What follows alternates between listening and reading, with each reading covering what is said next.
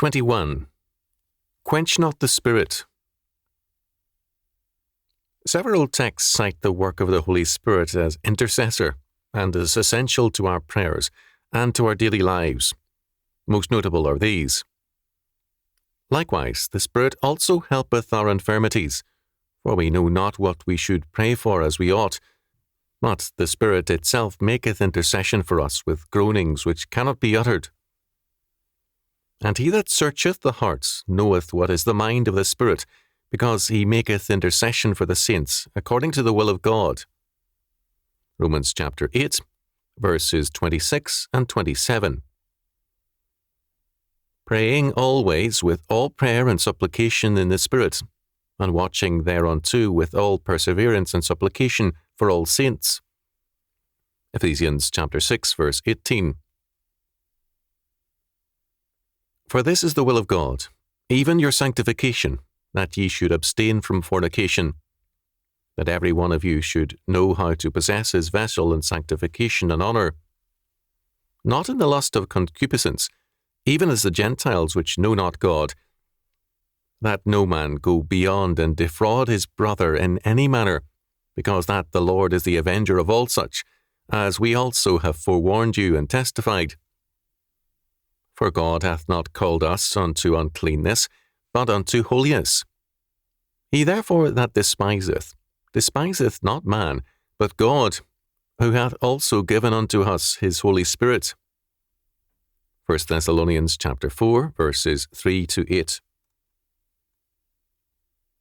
Now we exhort you, brethren, to know them which labour among you, and are over you in the Lord, and admonish you, and to esteem them very highly in love for their work's sake, and be at peace among yourselves. Now we exhort you, brethren, warn them that are unruly, comfort the feeble-minded, support the weak, be patient toward all men. See that none render evil for evil unto any man, but ever follow that which is good, both among yourselves and to all men. Rejoice evermore. Pray without ceasing. In everything give thanks, for this is the will of God in Christ Jesus concerning you. Quench not the Spirit. 1 Thessalonians chapter 5, verses 12 to 19. The Holy Spirit as God, immanent among us and active in God's covenant people to accomplish God's covenant purposes, thus cannot be left out of our daily thinking. He is the basic power in our lives, and to act or think without the continuing recognition and awareness of the Holy Spirit is comparable to wearing a blindfold and trying to perform our daily duties in a miserable darkness. We are told first that the Spirit teaches us how to pray. Romans chapter 8, verse 26. Our best and truest instructor in prayer is thus God the Spirit, who is our intercessor when we pray. Paul does not say that the Spirit prays for us, but that he guides us, if we pray in him, in what we should pray for. He causes us to pray from the depths of our being at times, with groanings which cannot be uttered. Romans chapter 8, verse 26. Our infirmities in prayer are made a strength by the Spirit because of his intercession. God, who is the searcher of all hearts, Jeremiah chapter 17, verse 10, Psalm 139, verse 23, Psalm 7 and 9, Revelation chapter 2, verse 23, knows the mind of the Spirit, who is making intercession for us, according to the will of God. Romans chapter 8, verse 27. This means that the best possible meaning is given to our prayers, because the Spirit guides us in prayer and then intercedes for us. Second, in Ephesians chapter 6, verse 18, Paul's words need to be tied to the first two in verse 14. Stand, therefore, and pray for all the brethren. Prayer is a covenant privilege. We are to be mindful of all our covenant brethren in our prayers. It is then that we can pray in the power of the Spirit. If our prayer is too much concerned with our personal concerns, we forget the covenant, and we forget the meaning of the Spirit's work in us. The Spirit is given to us, but He is given to us as members of Christ's body, kingdom and covenant. To isolate ourselves from all saints is to grieve the Spirit and to quench His work in us. Third, this is clearly brought out by Paul in 1 Thessalonians chapter 4, verses 3-8. The Spirit works to make us holy members of Christ and of one another. This means abstention from fornication in all its physical and mental ramifications. Husband and wife are to enjoy their sexuality in godly joy. Hebrews chapter 13, verse 4, not in dishonour. Honesty in business dealings toward one another is a basic requirement.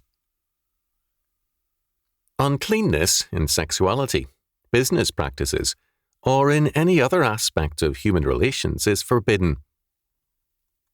The false use of one's wife or the abuse financially of a fellow member is to dishonour them and to despise God.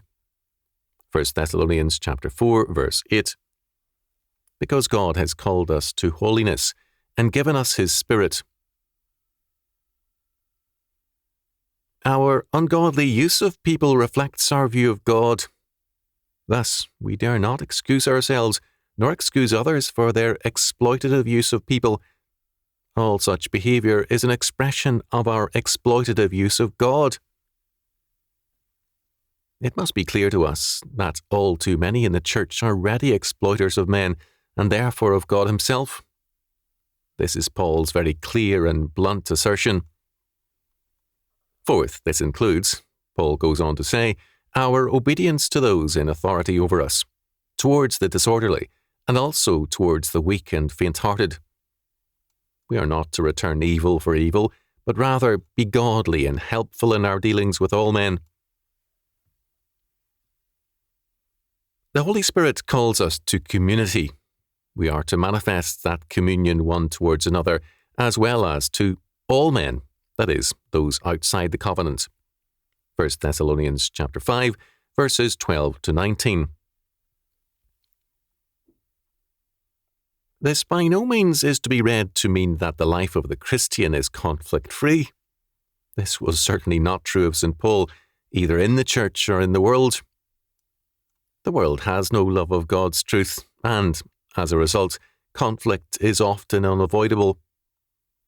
In the face of this, we are to stand firmly in terms of God's truth, but in the spirit of peace and helpfulness.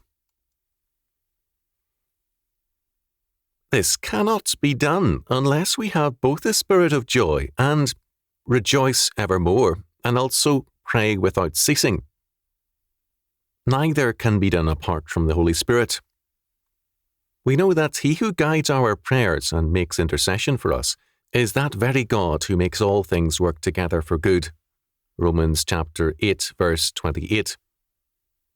When we read or cite Romans chapter 8, verse 28, we need to remember that Romans chapter 8, verses 26 and 27, which immediately precedes it, speaks of the guiding and intercessory work of the Spirit. They are inseparable. Fifth, we are told, quench not the Spirit.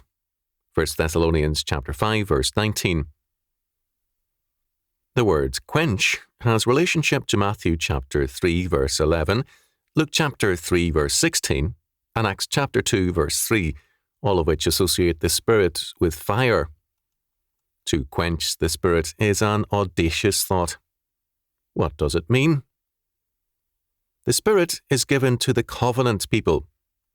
While we receive Him personally, we do not receive Him in isolation.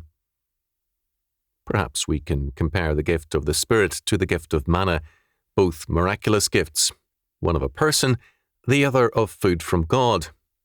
Exodus chapter 16, verses 14 following. The manna could only be received and used on God's terms. This did not place any power over manna in the hands of the people.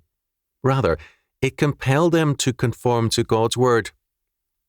Exodus chapter 16, verses 16 to 30. Similarly, the Spirit is a person, power, and gift who can only be used on His terms. The quote, manna end quote of the Spirit is quenched when we despise God's word, when we cease to be members one of another. Ephesians chapter 4, verse 25.